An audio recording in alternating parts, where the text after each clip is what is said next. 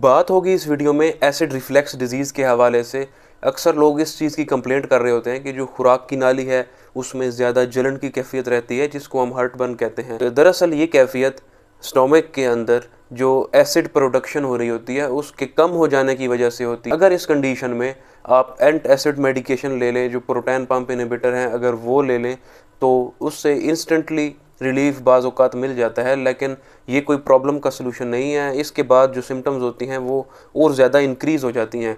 तो जब स्टमक के अंदर एसिड की प्रोडक्शन कम होती है तो उसकी वजह से जो वेल्व होता है खुराक की नाली और मैदे के दरमियान, जिसको हम लोअर इसोफेजियल स्फिंक्टर कहते हैं, वो ओपन हो जाता है। पेशेंट को ज़्यादा हार्टबर्न, जलन की कैफियत ज़्यादा देखने को मिल रही होती है। अमात ज़्यादा देर तक रहें और जो स्टमक का कंटेंट है वो इसोफेगस की तरफ ज़्यादा जाता रहे, तो बार बार वो ट्रॉमा की वजह से जो कैंसर का रिस्क, मैलिग्नेंट या बिनाइन चेंजेस कहते हैं, उसका रिस्क ज़्यादा हो जाता है।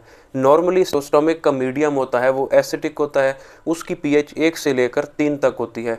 लेकिन कुछ ऐसी वजूहत होती हैं जिनमें जो पीएच होती है वो ज़्यादा हो जाती है, अल्कलाइन साइड पे पीएच चली जाती है। तो उन कंडीशंस में इस तरह की प्रॉब्लम्स कॉमनली देखने को मिलती हैं। नॉर्मल बॉडी का पैटर्न है जिसमें जो फूड पर्सन इंजेस्ट कर रहा होता है, जो वो खुराक खा रहा होता है, स्टमक के अंदर जाके जब उसकी ब्रेकडाउन होती है तो उसके अंदर जो हाइड्रोक्लोराइड है वो अपना रोल प्ले कर रहा होता है। इसके अलावा जो खुराक के साथ जर्म्स, जो बैक्टीरिया बॉडी के अंदर चले जाते हैं तो स्टमक का एसिड उनको भी मार देता है। एब्जॉर्प्शन और जो फूड की ब्रेकडाउन का प्रोसेस होता है उसका आगाज़ मैदे के अंदर ही हो जाता है।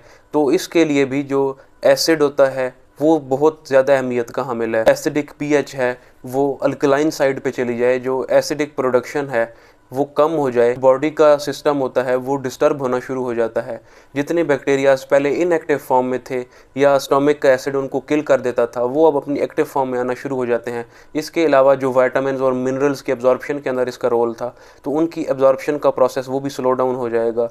और जो मेन रीज़न जो एसिड रिफ्लेक्स की रीज़न बन रहा था, स्टमक का एसिड का कम होना, तो वो इलामात भी अब ज़्यादा देखने को मिलने लगेंगी। बार बार स्टमक का कंटेंट अगर एसोफेगस में जाता रहेगा तो वहाँ पे अल्सर बनने के चांसेस वो भी ज़्यादा हो जाते हैं। इस तरह जिक्र हुआ है स्टार्ट में ही कि आप एंटासिड से अगर इस डिज़ीज़ को ठीक करने की कोशिश करेंगे तो ये इलामात और ज़्यादा हो जाएंगी, क्योंकि इस तरह के ड्रग्स और ज़्यादा मीडियम को अल्कलाइन कर देंगे। जो मैदे का एसिड था अगर वो पहले कम बन रहा था तो इन मेडिसिन के बाद उसकी प्रोडक्शन और ज़्यादा स्लो डाउन हो जाएगी और एट द एंड ये इलामात जो आपको पहले देखने को मिल रही थी उनमें भी इजाफा होता चला जाएगा।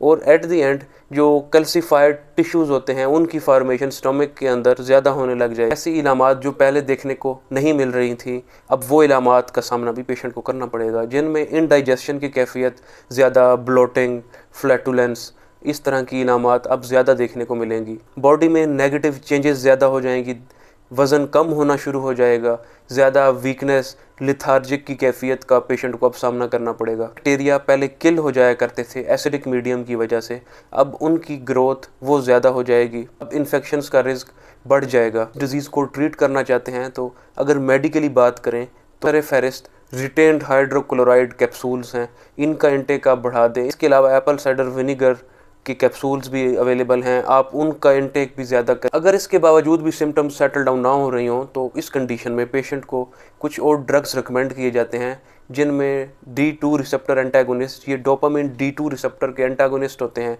ये पेशेंट को दिए जाते हैं। इसके अलावा हिस्टामिन H2 रिसेप्टर ब्लॉकर, वो ड्रग्स हैं जो कि पेशेंट को एसिड रिफ्लेक्स डिजीज़ में काफ़ी हेल्प आउट करते हैं और इस डिज़ीज़ की मैनेजमेंट में इन ड्रग्स का बहुत अहम रोल है। कुछ और डाइटरी हैबिट्स की बात करें तो उनमें जितने भी स्पाइसी फूड, स्मोकिंग की हैबिट, इन चीज़ों से भी आपको निकलना होगा। कुछ और जो स्लीप पैटर्न आपका डिस्टर्ब है, आप उस स्लीप पैटर्न को बेहतर करें। जो बेड की हेड साइड है आप उसको एलिवेट करके रखें, ताकि जो एसिड कंटेंट आपका बार बार एसोफेगस में आके एसिड रिफ्लेक्स डिजीज़ की वजह बन रहा था, तो आप उससे जल्द अज जल्द निकल सकें।